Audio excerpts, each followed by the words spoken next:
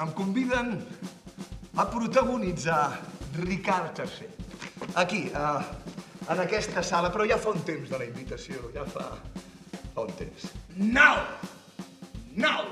És així com comença l'obra. En plena lluita pel poder apareix la reina Margarida, la reina que ja no és reina, la reina que ho ha perdut tot. Es posa al mig de l'escena i davant de tots els seus enemics, una reina diu: estàveu discutint i barallant-vos, a punt de trossejar-vos l'un a l'altre, i ara gireu la vostra ira contra mi.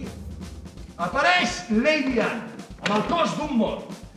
És el seu marit i l'ha matat Ricard.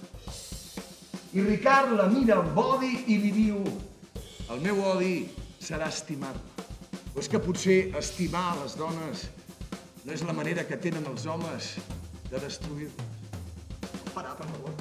De debò? Pots parar, per favor? T'ho demano, per favor! Pots posar la llum? Pots? Gràcies. És que no necessito escriptors, ni dramaturgs, ni monjos obscurs allunyats de l'escena, artífex de la paraula, perquè pugui ser venuda, mercaders del no-res, són confabuladors de l'aire. Que sobrevisqui i que trobi un espectador.